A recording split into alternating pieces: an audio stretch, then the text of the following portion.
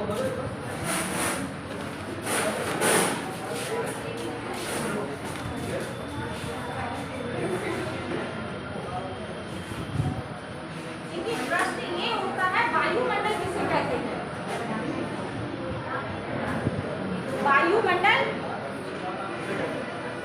किसे कहते हैं? अनेक गैसों से मिलकर वायुमंडल का निर्माण होता है। हमारे आसपास क्या कर रहे हो अंदर बाहर? मैम मना कर रही है तो वापस रख दे।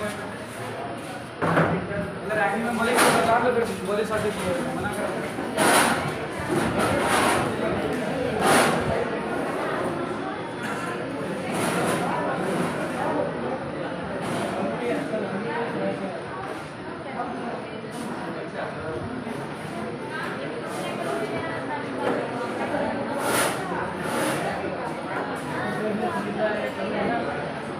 पृथ्वी के चारों ओर एक अदृश्य वायु का आवरण, वायु का घेरा है जो उसे चारों ओर से घेरे हुए रहता है, जिसे हम वायुमंडल की संज्ञा, वायुमंडल का नाम दे सकते हैं। अब भूगोलवेत्ता त्रिवार्था ने अलग संज्ञा दी। जो भूगोलवेत्ता आते गए उनके विचार अलग अलग रूपों में व्यक्त होते चले गए। अर्थ सबका एक ही था, मीन्स सबका एक ही था। पहले लिखिए त्रिवार्था के शब्दों में या त्रिवार्था के अनुसार। त्रिवार्था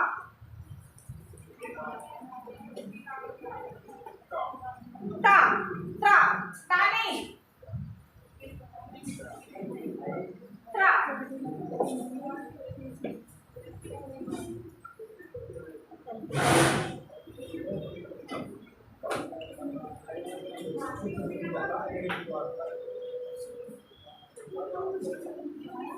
पृथ्वी को चारों ओर से घेरते हुए ग्रह, पृथ्वी को चारों ओर से घेरते हुए ग्रह के अभिन्न अंग के रूप में, चारों ओर से घेरते हुए ग्रह को एक अभिन्न अंग के रूप में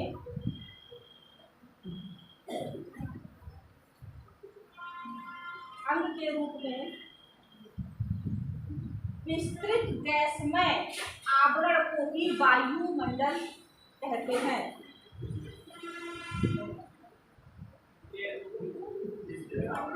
विस्तृत गैसमय आवरण, विस्तृत गैसमय आवरण को ही वायुमंडल कहा जाता है।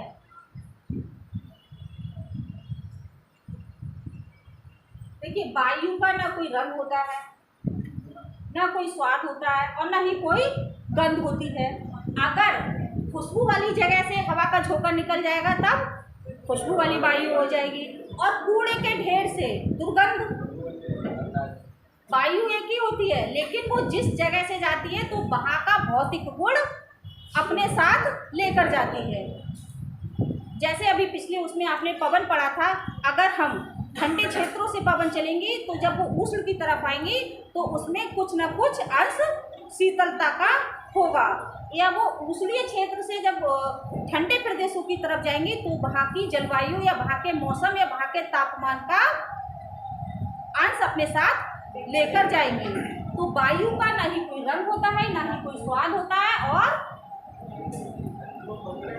ना ही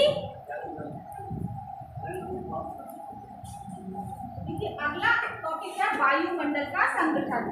इसी में हेडिंग है वायुमंडल का संगठन। संगठन से तात्पर्य ये होता है कि कोई भी चीज, वायुमंडल ही नहीं, कोई भी चीज, अमुक चीज हो, वो किन किन चीजों से निर्मित है, किन किन चीजों से मिलकर बनी हुई है। हमारा जो वायुमंडल है, ये लाइन आपकी कैसी है? क्षैतिज है, और ये ऊर्ध्वाधर है। तो वायुमंडल का जो विभाजन हुआ है वो किस आकार में हुआ है? ऊर्ध्वाधर रूप में, यानी ये first, second, third, fourth, five. अगर ऐसे होता तब क्षैतिज रूप में। वायुमंडल का जो विभाजन है या जिस वर्गों में वो विभाजित किया गया है वो ऊर्ध्वाधर रूप में विभक्त किया गया है। आपने डाला हेडिंग वायुमंडल का संघटन। संघटन का तात्पर्य कि किन किन तत्वों के सम्मिलित रूप से, किन किन तत्वों के सम्मिलित रूप से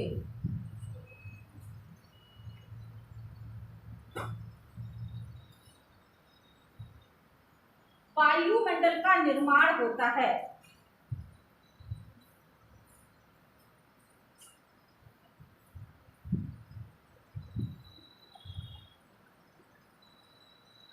परंतु समस्त वायुमंडल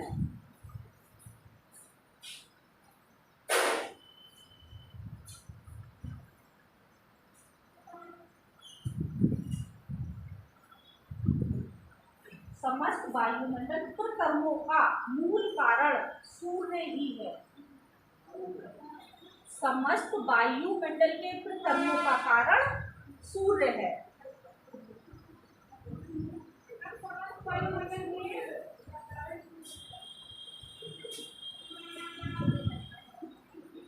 प्रकर्मों जैसे बाष्पोत्सर्जन होता है, किसके कारण होता है? सूर्य के कारण। वायुमंडल में जल वाष्प की भी बूंदें होती हैं, छोटी छोटी। हिम की भी, अगर अधिक ऊंचाई पर पहुंच जाएंगे तब वही जल वाष्प की बूंदें हिम का रूप भी ले लेंगी। जब सूर्य की किरणें वायुमंडल को पार करके नहीं आएंगी, पृथ्वी पर नहीं आएंगी, तो बाष्पोत्सर्जन की क्रिया संभव ही नहीं होगी। तो इसका मूल स्रोत सूर्य है। वायु कोई रासायनिक गुण न होकर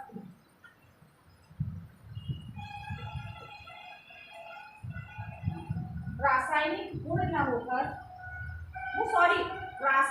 यौगिक न होकर, कोई रासायनिक यौगिक न होकर गैसों का यांत्रिक मिश्रण है।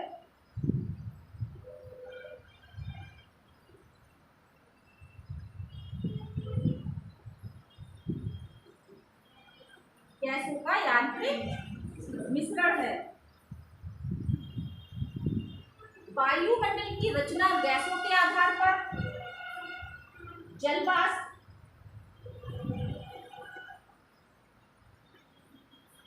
धूल व धुएं,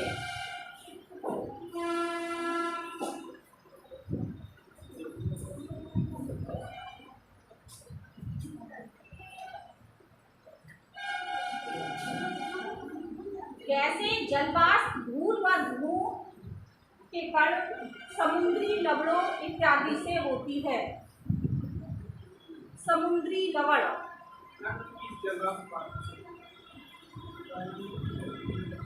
जल वाष्प, धूल व धुएं के कणों तथा समुद्री लवणों के माध्यम से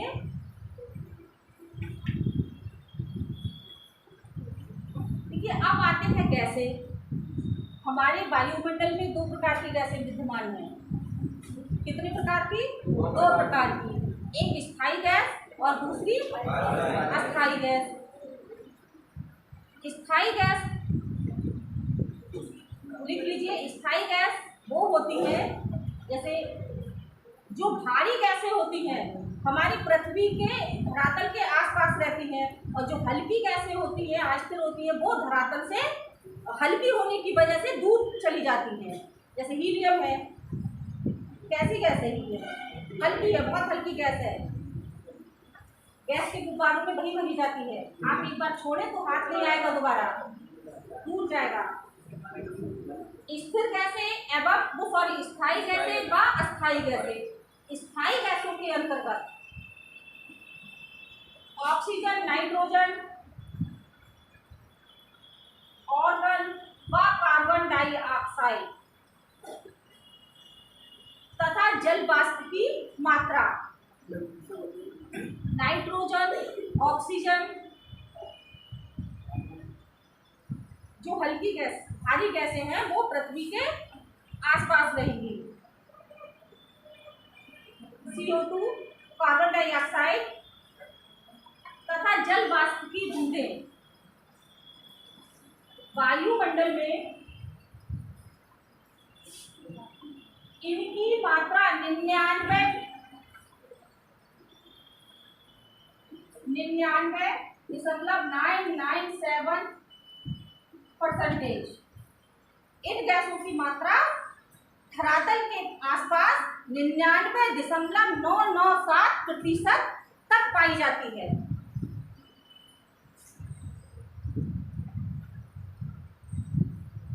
वायुमंडल में ऊंचाई बढ़ने के साथ साथ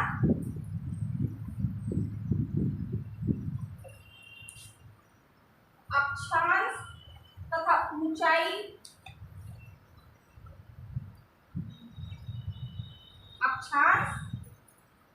ऊंचाई व अन्य गैसों के साथ साथ ऋतु व समय की भी मात्रा बदलती रहती है। जैसे हम ऊंचाई की तरफ बढ़ेंगे तो अक्षांश की स्थिति बदलेगी, ऊंचाई की स्थिति बदलेगी, उन्हीं के आधार पर ऋतु और मौसम भी बदलते रहेंगे।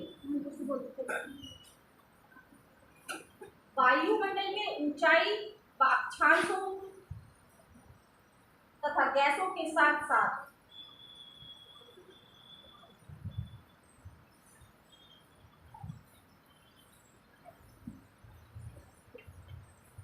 ऋतु व समय की मात्रा बदलती रहती है।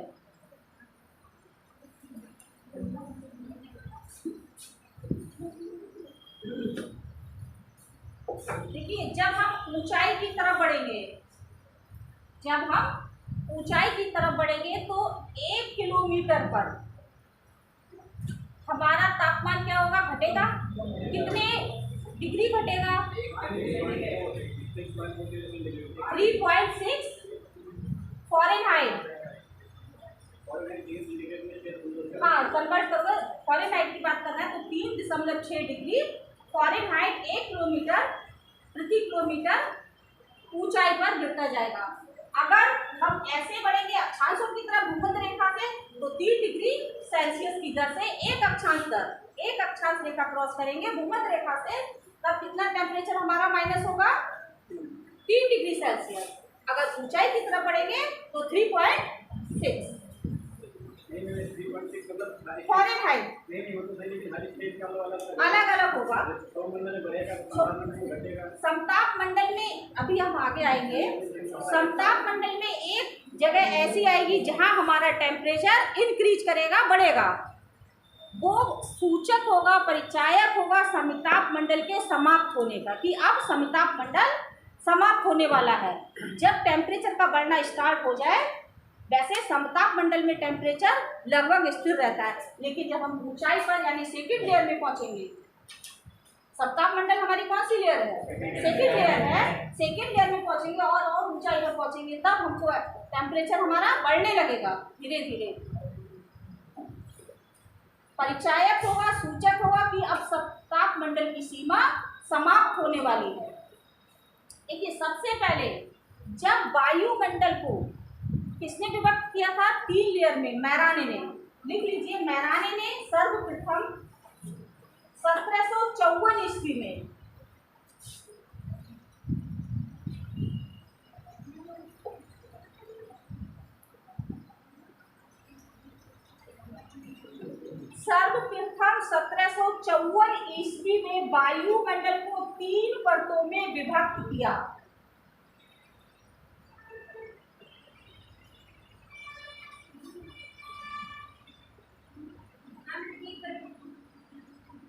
सर्वप्रथम मैराने ने वायुमंडल को 3 परतों में विभक्त किया। किसका? 1754 ईस्वी में। फर्स्ट, सेकंड, थर्ड, या प्रथम, द्वितीय, तृतीय। प्रथम अवस्था जो थी उसकी यानी सबसे निचली परत, पृथ्वी के समीप वाली परत, जिसकी ऊंचाई 10 से 12 किलोमीटर तक मान्य थी।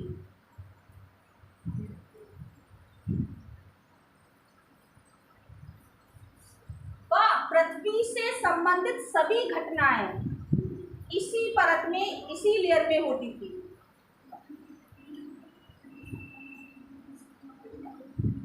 जो मैराने ने 3 परतों में व्यक्त किया। प्रथम चरण यानी पहली लेयर उनकी थी, प्रथम परत की, वो 10 से 12 किलोमीटर की ऊंचाई तक थी और उसी परत में पृथ्वी से संबंधित सभी घटनाएं होती थी।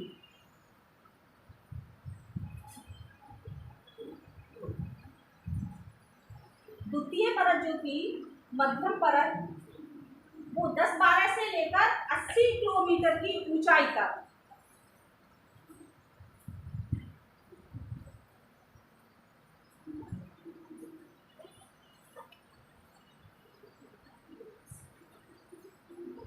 इस परत का मेन कारण था वायु दाब को नियंत्रण करना।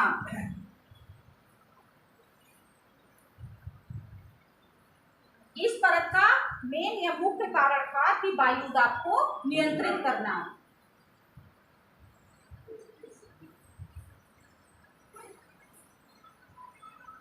सबसे ऊपरी और लास्ट परत थी इनकी 80 किलोमीटर से लेकर 1000 से भी अधिक ऊंचाई पर किलोमीटर। 80 किलोमीटर से लेकर 1000 किलोमीटर से भी अधिक।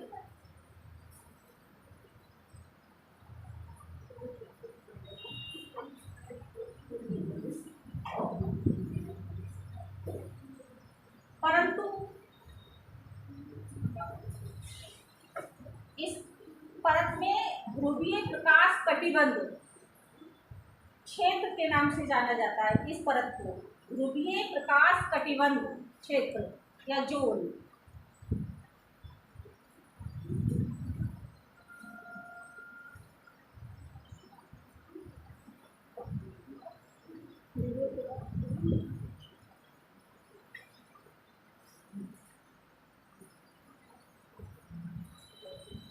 जैसे मैंने अभी पहले कहा कि इसका निर्धारण कैसे हुआ, ऊर्ध्वाधर यानी लंबाई के आधार पर। पहली परत थी इनकी पृथ्वी से 10 या 12 किलोमीटर या 14 नियर अबाउट आप मान लो 40 किलोमीटर का। ये थी आपकी कौन सी, छोट मंडल। अब जब हम किसी चीज को, पूरी कोई लेयर है तो उस चीज को 2 भागों में विभाजित करने के लिए परतों में एक ये पतली सी रेखा आ गई, डिवाइडर की काम कर रही है। इसको क्या नाम दिया, छोप सीमा। छोप मंडल ये रहा भाई, और ये छोप सीमा हो गई आपकी।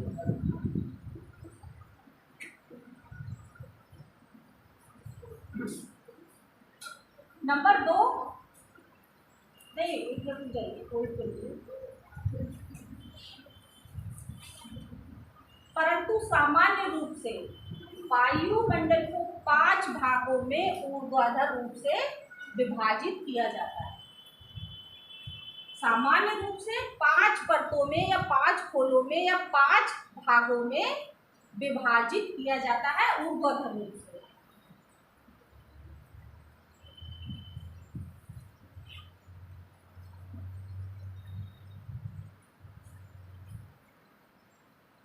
सबसे पहली परत क्षोभ मंडल, नंबर 2 समताप मंडल,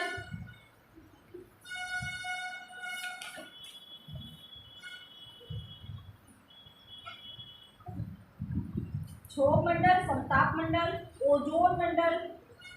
क्षोभ मंडल को हम परिवर्तन मंडल भी कह सकते हैं। क्षोभ मंडल ऑब्लिक परिवर्तन मंडल। समताप मंडल, नंबर 3 ओजोन मंडल, ओजोन। नंबर 4 आयन मंडल या मध्य मंडल, नंबर 4। नंबर 5 बाह्य मंडल।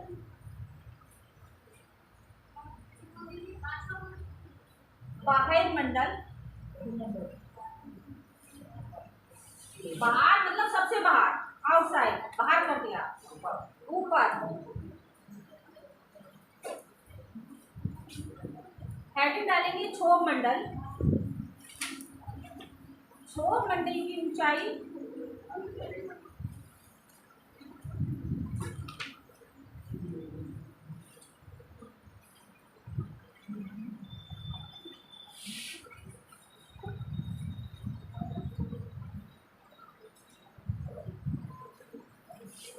क्षोभ मंडल की ऊंचाई 12 से 14 किलोमीटर तक होती है।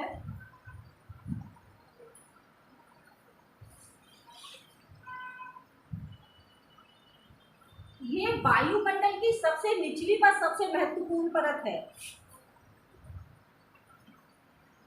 वायुमंडल की सबसे निचली एवं सबसे महत्वपूर्ण परत के रूप में माना जाता है।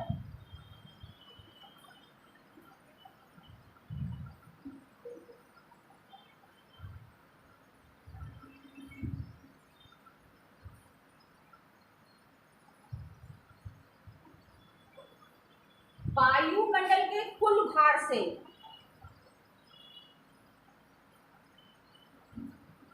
कुल भार का 75%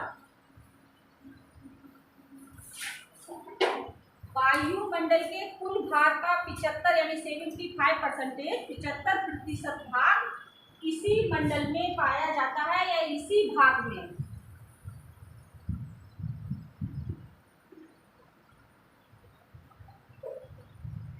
कैसे?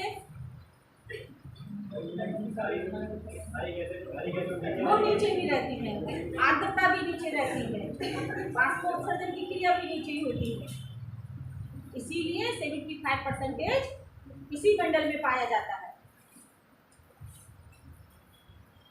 इस परत का नाम परिवर्तन मंडल भी रखा गया है क्योंकि धरातल से ऊपर उठने पर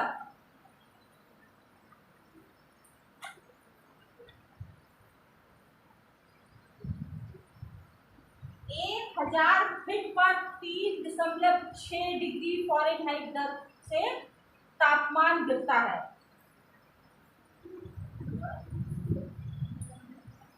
1000 फीट पर 3.6 डिग्री सेल्सियस की फ़ारेनहाइट की दर से तापमान गिरता जाता है। डिग्री फ़ारेनहाइट की दर से तापमान गिरता जाता है।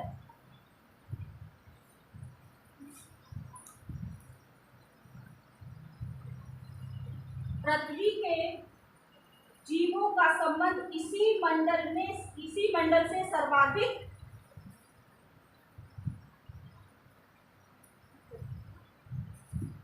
रहता है क्योंकि पृथ्वी के जीवों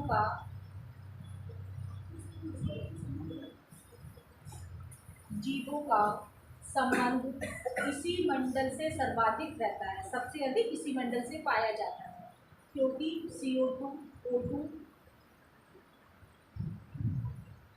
N2 की मात्रा इसी मंडल पे सर्वाधिक पाई जाती है।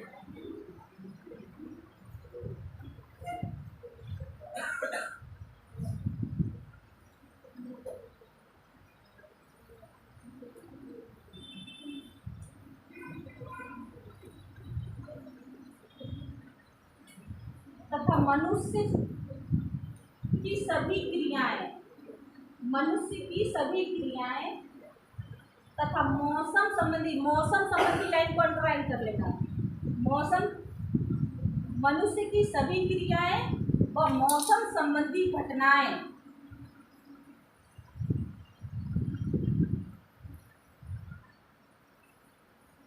इसी मंडल में ही पाई जाती है। क्षोभ मंडल तथा समताप मंडल के मध्य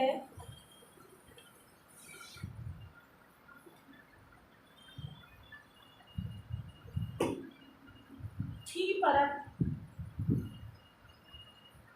जिसकी ऊंचाई भूमध्य रेखा पर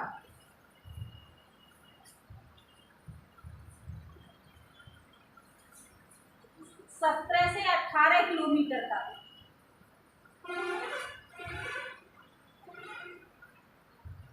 भूमध्य रेखा पर 17 से 18 किलोमीटर तक तथा ध्रुवों पर 7 से 10 किलोमीटर।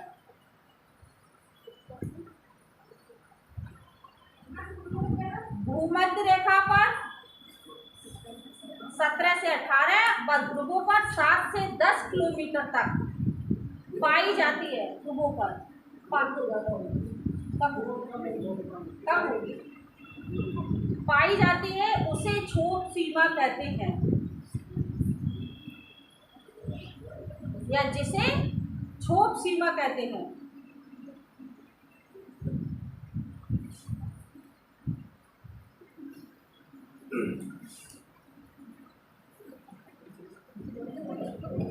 दूसरा है समताप मंडल।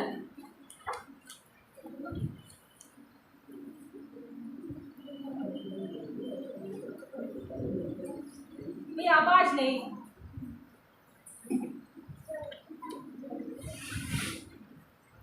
पहले का बैटरी डाउन है किसकी?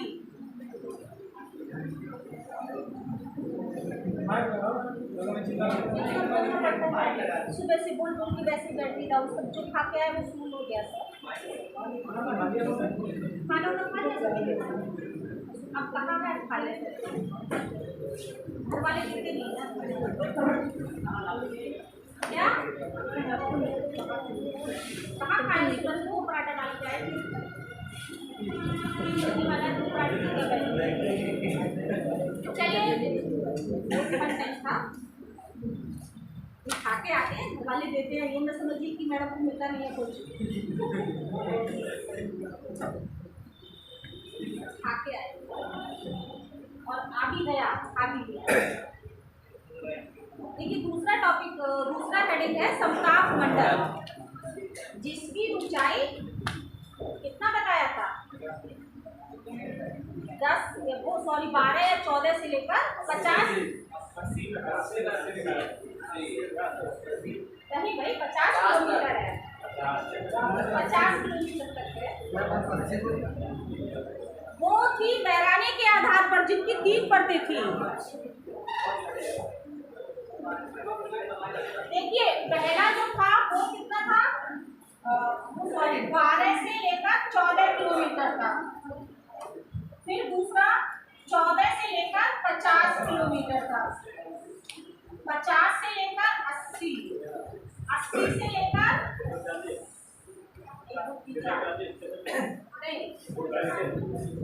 500 मीटर तक था। 500 किलोमीटर, फिर 500 से लेकर 1000 से भी अधिक यानी अनंत।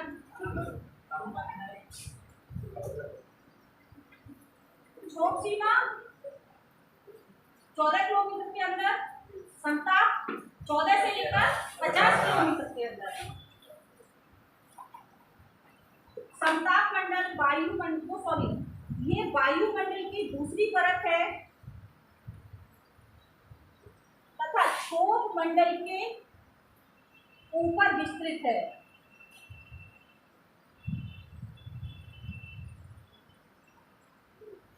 इसका प्रारंभ क्षोभ सीमा से हुआ है।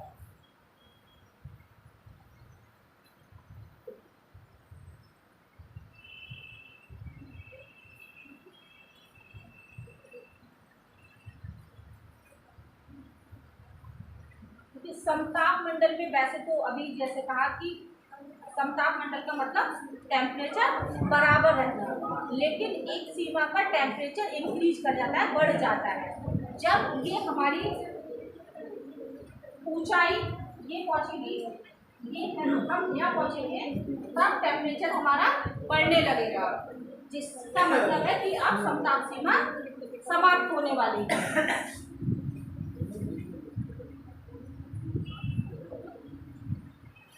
इस परत में तापमान समान रहने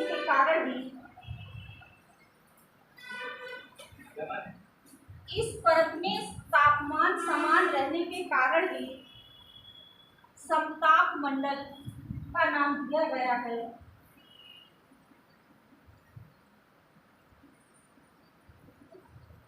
किंतु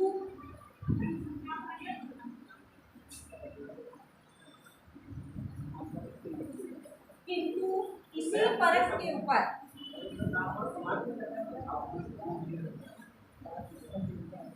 किंतु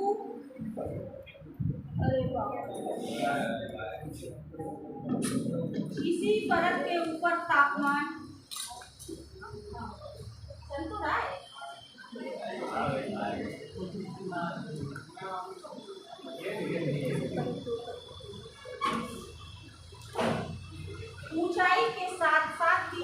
गति से बढ़ता जाता है,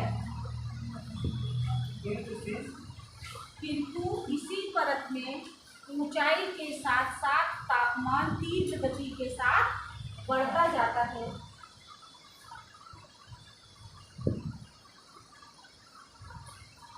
जो समताप मंडल की समाप्ति का परिचायक है।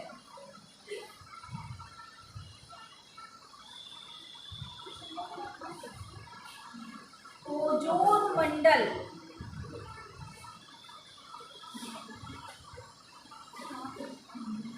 की ओजोन गैस की अधिकता के कारण, ओजोन गैस की अधिकता के कारण परावैंगनी विकिरण का अवशोषण अधिक होता है। इसी कारण टेम्परेचर वहाँ बढ़ने लगता है।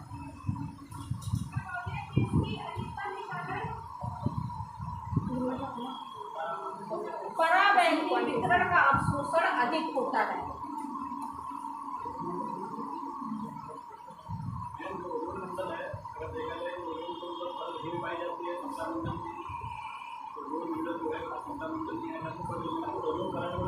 देखिए अब सुनिए, ये चीज है, ये ओजोन मंडल आ गया आपका, थर्ड लेयर है, इसमें सबसे ज्यादा हीट है। ओजोन मंडल जो सनलाइट आती है वो इसको रोकता है, उसका कुछ ना कुछ ऐसे इसको प्रभावित करेगा पास वाली परत को,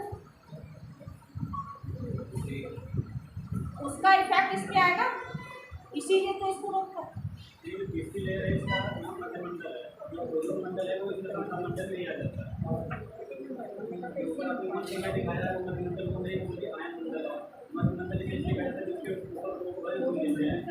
दो ऊपर दो नीचे,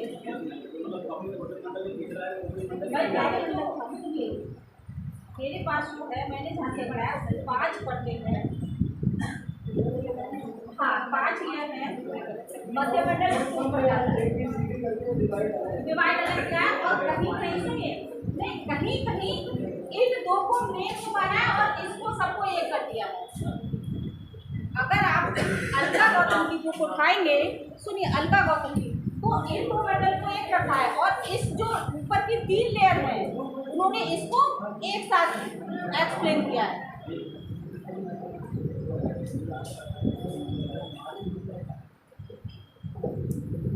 नंबर 3 है ओजोन मंडल, सॉरी ओजोन मंडल, हाँ थर्ड ओजोन मंडल, ये वायुमंडल की तीसरी परत है जिसे ओजोन मंडल की संज्ञा दी गई है।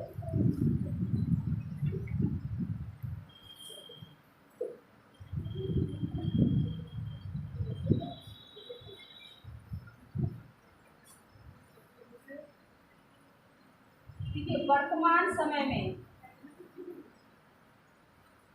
ओजोन परत का क्या होता जा रहा है, क्षय होता जा रहा है। हमारी पृथ्वी पर या धरातल पर जो टेम्परेचर बढ़ रहा है, इसका एक मेन कारण ये भी है कि ओजोन परत में जो छेद हो गया है, जो सनलाइट से या सूर्य से वायुमंडल से हानिकारक गैसें आती हैं परावैंगनी किरणें, वो ओजोन मंडल उन सब गैसों को अवशोषित कर लेता है, पृथ्वी तक आने नहीं देता है। हम पृथ्वी के लिए वो एक सुरक्षा कवच का कार्य करता है, कवर कर रखा है उसने। अब उसमें मामूली सा छेद हुआ है, उस ओजोन मंडल में मामूली सा छेद हुआ है, तब तो हम लोग त्राही करते हैं। टेम्परेचर 45 के आसपास तक बढ़ जाता है मई जून में। आज से 10 या 20 या 50 साल पहले हमारे यहाँ टेम्परेचर मुश्किल से 32 के आसपास रहता था और इन 20-30 सालों में टेम्परेचर 20 डिग्री के आसपास तक बढ़ गया है। अगर ये ओजोन परत नहीं हो, ओजोन मंडल ना हो, तब आप आइडिया लगाइए कि पृथ्वी पर जीवन यापन करना असंभव होगा, मुश्किल ही नहीं, हो ही नहीं सकता है। स्किन कैंसर हो गए, देखिए इंडिया में सबसे ज़्यादा इंडिया में जो स्किन कैंसर होते हैं वो कम होते हैं। क्यों कम होते हैं? हम लोगों की स्किन जो पराबैंगनी किरणें हैं उसको इफेक्ट नहीं कर पाते। आप फॉरेन कंट्री में जाएंगे, वहाँ अगर डाटा उठाकर देखेंगे तो सबसे ज़्यादा कैंसर स्किन के फॉरेन कंट्री में भी होंगे, वाइट होती है। तभी तो लोग आप देखते होंगे गर्मियों में अब जो फैशन में हाफ शर्ट टी शर्ट पहनते हैं, उन्होंने हाफ शर्ट है हाफ टी शर्ट पहनना कम कर दिया है, बंद कर दिया है।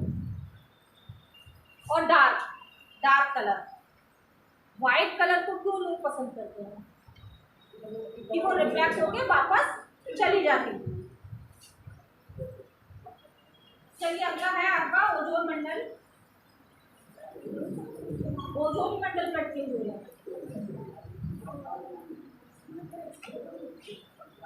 ओजोन मंडल गैस व सूर्य की पराबैंगनी किरणों को, गैस व सूर्य की पराबैंगनी किरणों को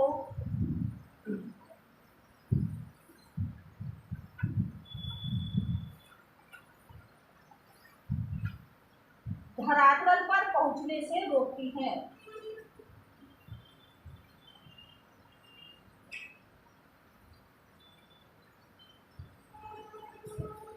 धरातल पर पहुंचने से रोकती है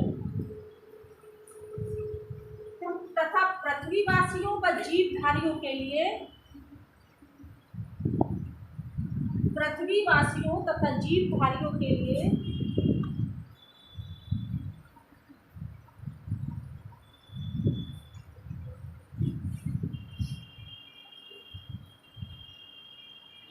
एक सुरक्षा कवच का कार्य करती है।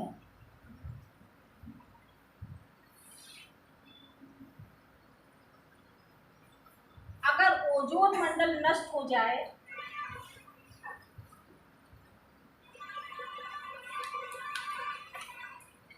ओजोन मंडल नष्ट हो जाए तो पृथ्वी का तापमान इतना अधिक बढ़ जाएगा,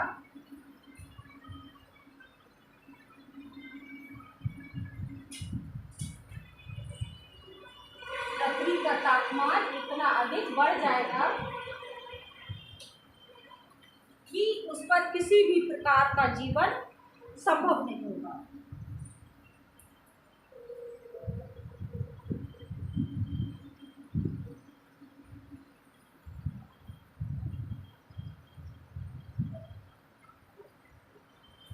किसी भी प्रकार का जीवन संभव नहीं होगा।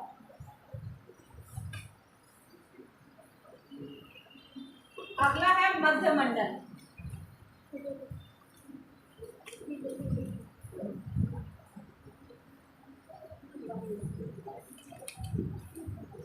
देखिए, समताप मंडल के ऊपर 80 किलोमीटर तक निरंतर यानी लगातार तापमान गिरता रहता है। समताप मंडल के ऊपर 80 किलोमीटर तक लगातार तापमान गिरता रहता है। कभी कभी वही -80 डिग्री सेल्सियस तक पहुंच जाता है, -80 डिग्री सेल्सियस तक भी पहुंच जाता है।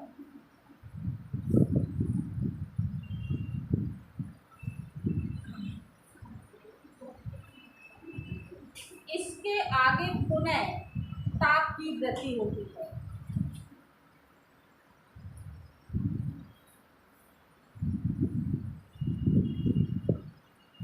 इसके आगे पुनः ताप की वृद्धि होती है।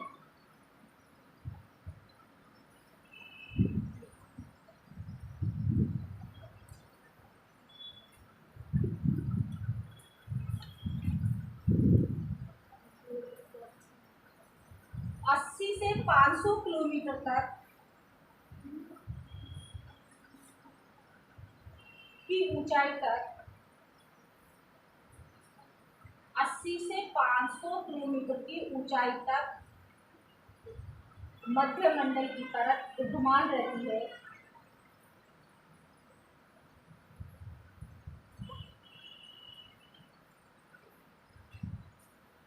इस मंडल की जो विशेषता है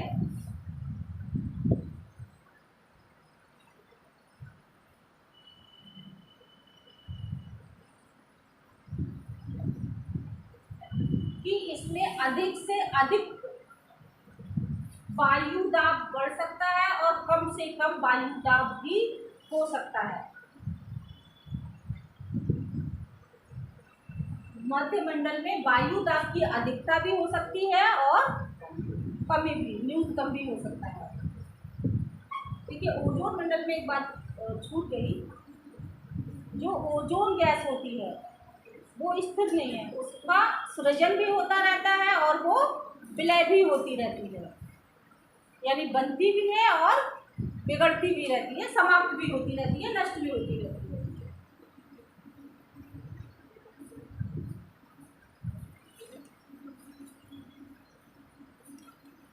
मध्यमंडल में अधिक से अधिक वायु दाब और कम से कम ही वायु दाब की मात्रा होती है। 50 किलोमीटर की ऊंचाई पर 1 मिलीबार, 50 किलोमीटर की ऊंचाई पर 1 मिलीबार तथा 90 किलोमीटर की ऊंचाई पर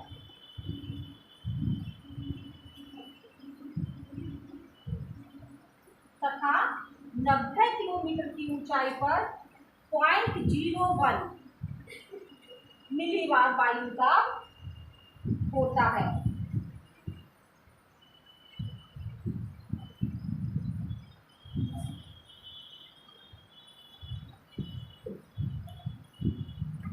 नंबर लास्ट है आपका बाह्य मंडल, आयतन मंडल।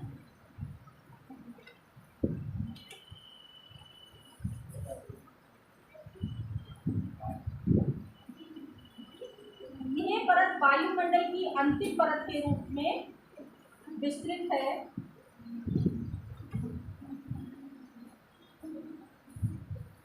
जो आयन मंडल या मध्य मंडल के ऊपरी सीमा से स्टार्ट होती है, क्या बात है बेटा?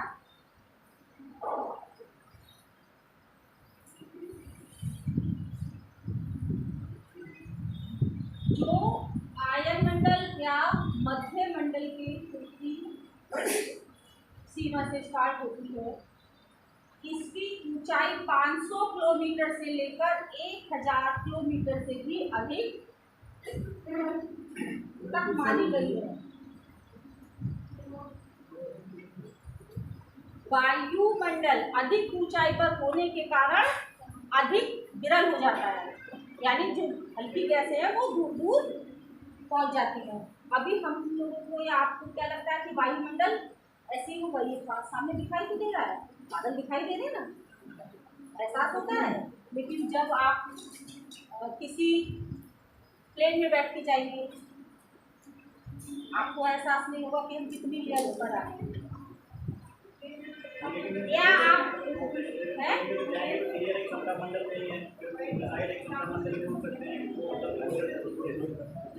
अगर आप किसी हिल स्टेशन पे नीचे की ओर जाएंगे, वो सॉरी ऊपर की ओर जाएंगे और वहाँ भी वायुमंडल की परतें, आपको लगेगा कि रुई के गोले की तरह बादल मेरे आसपास अगल बगल विद्यमान है।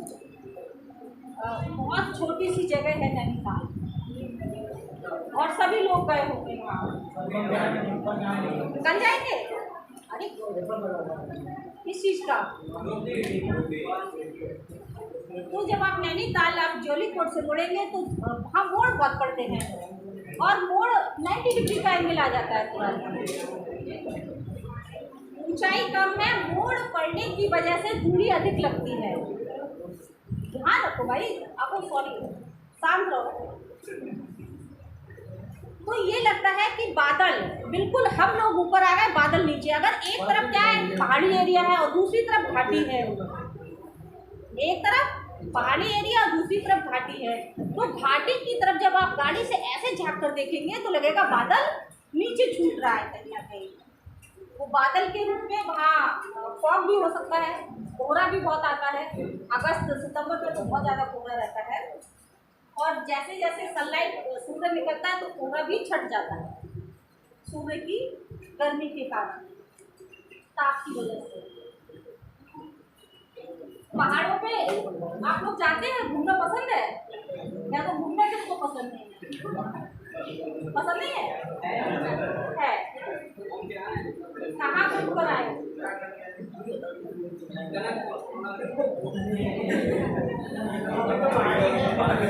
ओला पहाड़ निकली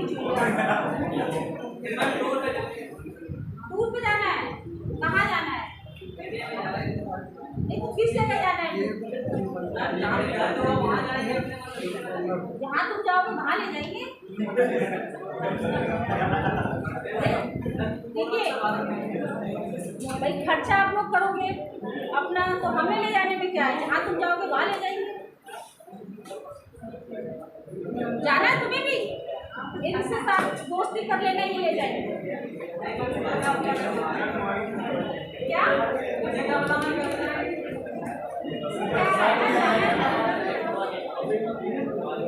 और सुनो, अगर टूर का अनुभव लेना है तो इससे ले लेना, और एक वो बैठा है उससे ले लेना है।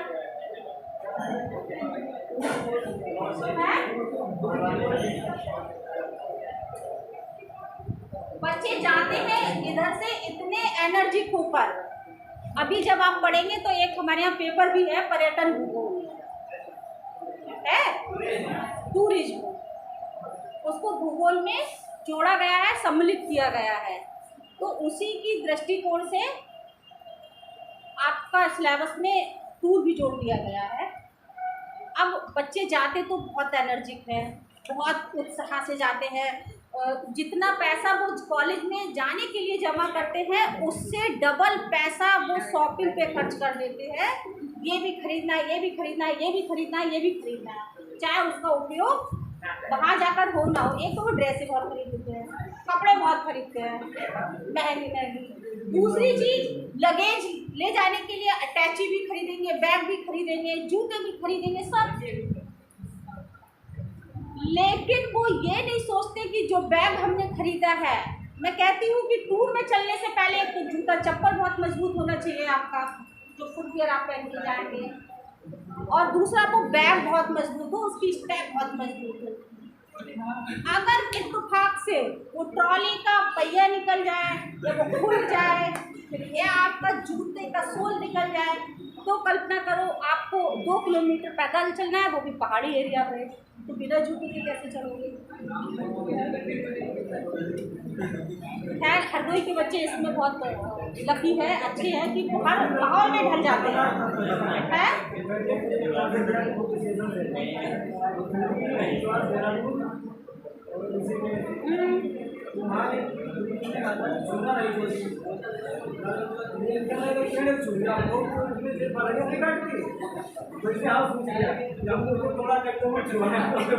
सबको सुझा दिया, मतलब हम तो डूबे के समय तुम्हें भी साथ लेते हैं। ये इनकी थ्योरी थी। टूर की बात चल रही थी। टूर में जाने का मजा तभी है जब आप कम से कम लगेज लेकर जाए, सामान आपके पास कम हो लेकिन पॉकेट भारी हो। क्या इच्छा है? और इसको ले जाएंगे शिमला और टी शर्ट से जाएगा दिसंबर के महीने में, कसाटा बन जाएगा। कसाटा जानते हो? एक कुल्फी वर्क होता है, ब्रेक होती है, और एक है घुसने वाला गोला गोला जो उसमें लिपस्टिक लगा के देता है, कलर डाल करके। चलिए आगे बढ़ते हैं।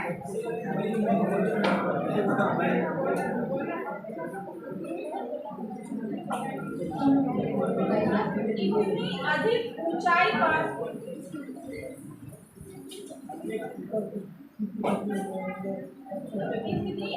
ऊंचाई पर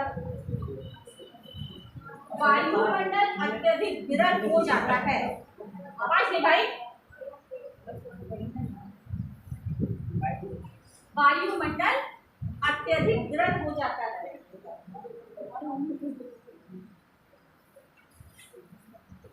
इसी मंडल में हाइड्रोजन तथा हीलियम की मात्रा सर्वाधिक पाई जाती है।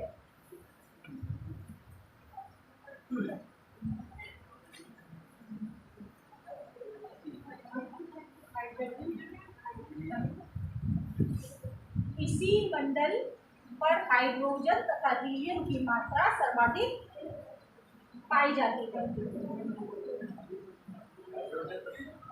हीलियम पृथ्वी के तापमान तथा वायुमंडल के तापमान में, अभी भी आवाज आ रही है मुझे? पृथ्वी के तापमान तथा वायुमंडल के तापमान में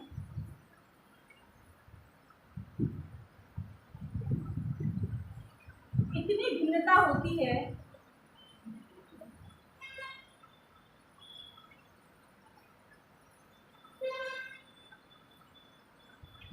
कि यान में बैठा हुआ व्यक्ति यान से बाहर अपना हाथ निकालता है या शरीर का कोई भी पार्ट, कोई भी अंग बाहर निकालता है तो वो तुरंत नष्ट हो जाता है। टेम्परेचर इतना अधिक है वहाँ, 5,680 में उसकी बाह्य सीमा पर तापमान 5,680 डिग्री सेल्सियस, नहीं 5,680 भी नहीं, 5,668 डिग्री सेल्सियस, 5,668 डिग्री सेल्सियस। अगर 100 डिग्री पे हम पानी रख देते हैं तुरंत क्या बॉयल होने लगता है, खोलने लगता है। और जहाँ 5,668 डिग्री की बात होगी तो कोई चीज पता ही नहीं चलेगी।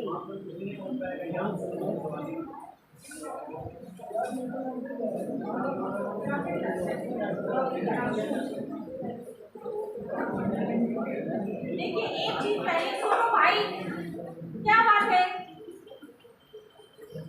दिक्कत क्या हो रही है?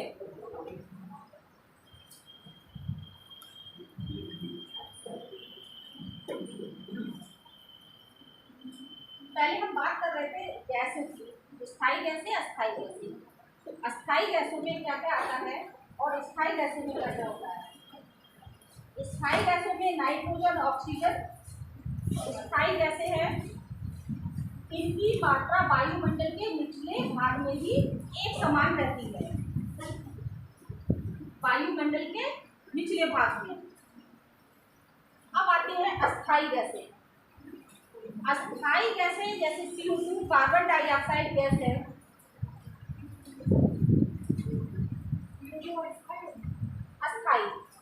अस्थायी गैस इसीलिए है कि मनुष्यों के द्वारा जहाँ जनसंख्या अधिक होगी वहाँ CO2 की मात्रा भी अधिक होगी। अगर जंगलों में आप जाएं तो वहाँ CO2 की मात्रा कम होगी। और किसी भी सेटलमेंट एरिया में जाएंगे तो हाँ, और चाहे वो अर्बन हो, रूरल हो, रूरल की बजाय अर्बन एरिया में भी, अर्बन एरिया में तो इंडस्ट्रियल एरिया होगा, वहाँ CO2 की मात्रा अधिक होगी। तो इसीलिए वो गैस वायुमंडल में अस्थिर होती है।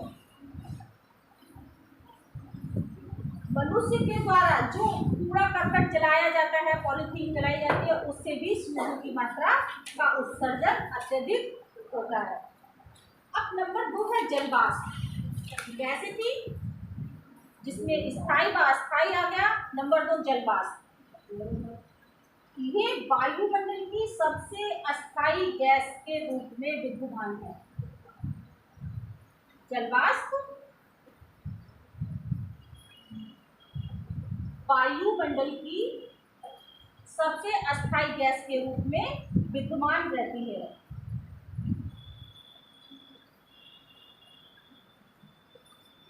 जलवाष्प की उत्पत्ति के स्रोत क्या है?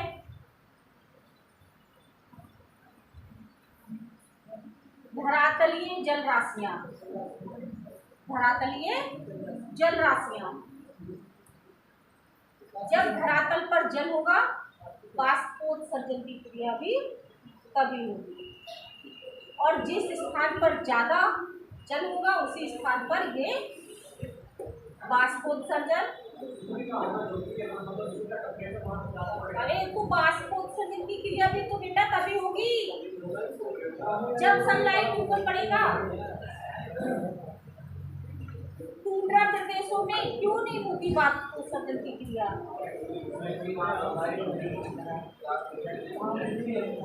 वहाँ टेम्परेचर कम रहता है, डाउन रहता है उसका।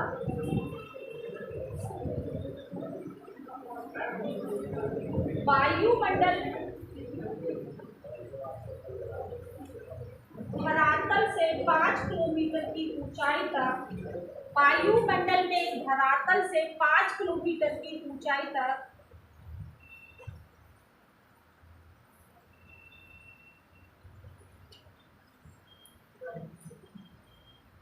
5 किलोमीटर की ऊंचाई तक कुल जलवाष्प की मात्रा 90% तक, कुल जलवाष्प की मात्रा 90% तक ही होती है।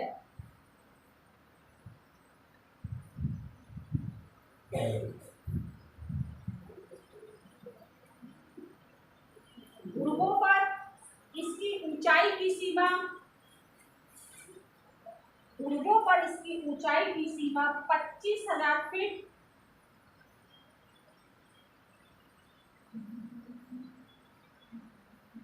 तथा विषुवत रेखा पर 55,000 यानी उससे डबल हो गई, 55,000 फीट तक होती है, जिसका मुख्य कारण तापमान की भिन्नता।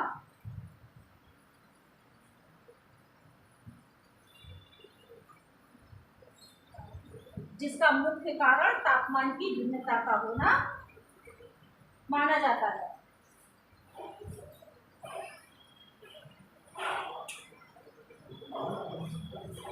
देखिए, वायुमंडल का सबसे जो मुख्य गुण है, भौतिक गुण है, वो क्या है कि समस्त वायुमंडल को परतों में विभक्त करता है। ये इसका मेन भौतिक गुण है। आप तापमान पढ़ेंगे या सूर्य तप पढ़ेंगे, दोनों सिमिलर हैं, मिलते जुलते हैं, लेकिन जो भी तापमान सूर्य तप पृथ्वी तक आता है, कुछ हिस्सा अवशोषित हो जाता है, कुछ हिस्सा विकिरण होकर वापस चला जाता है वायुमंडल में, बाकी करीब 50-45 के आसपास रह जाता है। तो उसमें कोई भी विभाजन, भौतिक गुण, कोई भी विभक्ति नहीं है। लेकिन वायुमंडल में 5 खोल या मैदाने में 3 खोलों में इसको विभक्त किया है। ये इसका सबसे बड़ा भौतिक गुण है।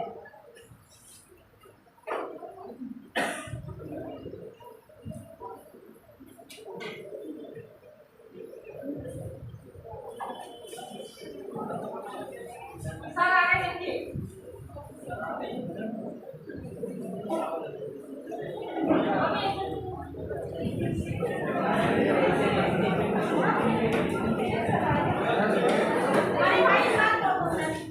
क्या हुआ?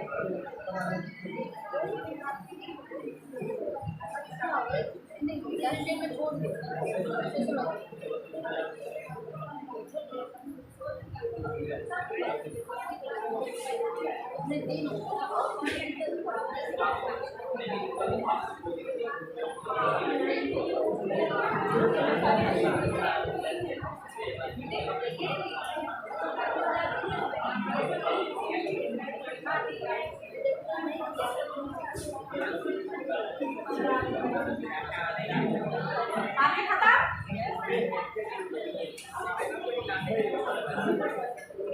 एक घंटा लगातार पढ़ोगे, आप लोग सुने लेते। अब आप लोग बोले हैं क्या बोले हम। अभी अगर हम 2 मिनट बात करने पहुंच जाते हैं तो क्या बोलते हो, तब तो परमिशन नहीं लेते। क्या बोले हम।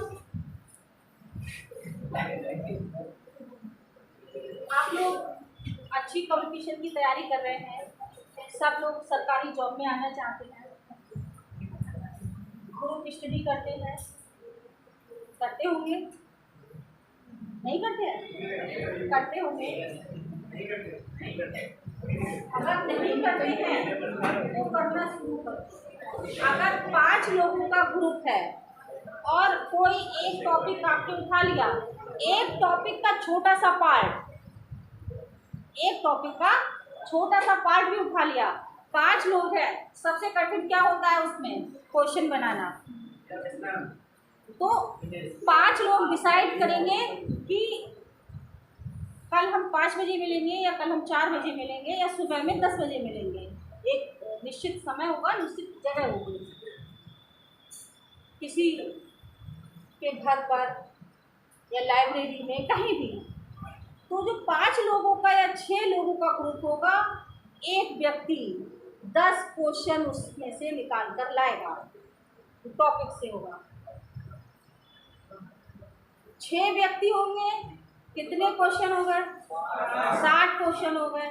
60 क्वेश्चन पे क्या करेंगे, डिस्कशन करेंगे। यार ए लड़के, बाहर कर देंगे क्लास से अभी।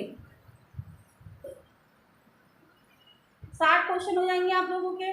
और जब हम लोग कोई चीज़ आपस में बैठ के बात करते हैं, अगर एक व्यक्ति 1 घंटे में या 2 घंटे में 60 क्वेश्चन तैयार कभी नहीं कर पाएगा, याद भी नहीं कर पाएगा। और जब हम 2 घंटे में चाय की चुस्कियों के साथ पढ़ेंगे, मतलब बहुत लाइट मूड में रहेंगे, अच्छे मूड में पढ़ेंगे, तो वो 60 क्वेश्चन हमसे कोई नींद में भी पूछेगा, ख्वाब में भी पूछेगा तो बता देंगे। तो इसीलिए जो आपके इतने ग्रुप बना हुआ है ना, कितने बच्चों का, 100 बच्चों का या 70 बच्चों का, तो अपनी अपनी पसंद के बच्चे, अपनी अपनी, जिससे आपकी गुडविल अच्छी हो, जिससे फ्रेंडशिप हो, दोस्ती हो, जिसकी बात आप समझ लें और वो आपकी बात समझ ले, बात के साथ साथ भावनाएं भी समझ लें। तो आपको फ़ायदा किस में रहेगा? वो पिछले तर्क वितर्क जहाँ होंगे।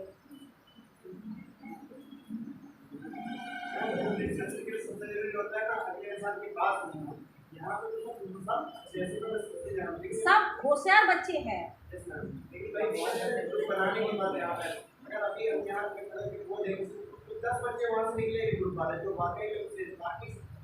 नहीं, जो 10 बच्चे निकलेंगे तो आपको उन्हीं को जोड़ना है, बाकी को आप क्यों जोड़ेंगे?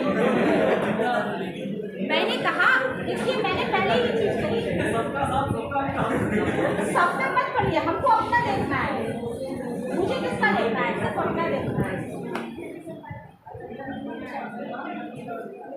अगर घर में जो बड़े भाई होते हैं या पिताजी होते हैं, वो सबको लेके चलते हैं, पता चलता है बेचारे टूटी चप्पलों में पूरी ज़िंदगी काटते रहते हैं, सबके शौक़, सबकी ज़रूरतें, सबकी इच्छाएं पूरी करने के लिए, और अपनी इच्छा का पीछे कब दमन हो गया उनको नहीं पता चलता, जिम्मेदारियों के बोझ के साथ। तो तुम्हारी ये मजबूरी नहीं है अभी कि तुम सबका विकास हो, 70 बच्चों का विकास है वो तुम करोगे।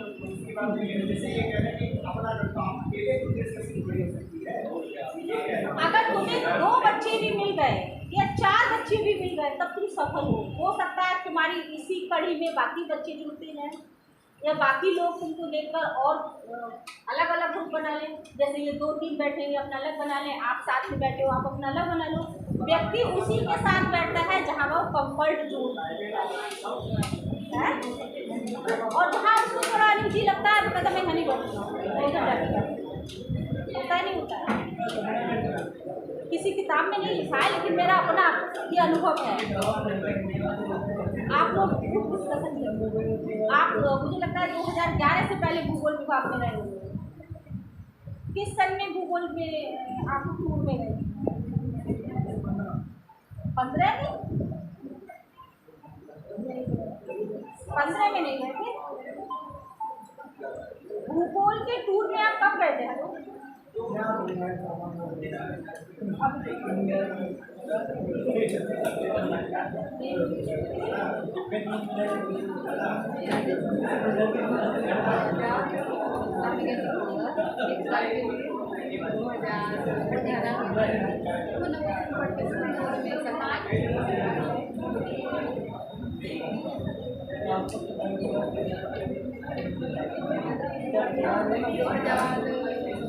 खाने लगे जैसे यूँ खाने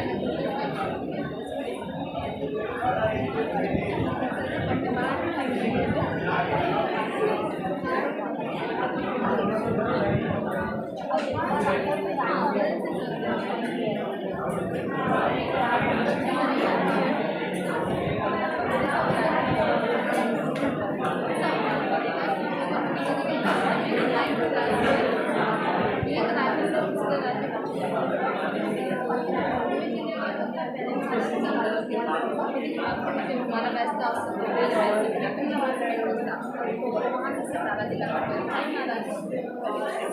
सीतापुर तो सर सीतापुर का था केरल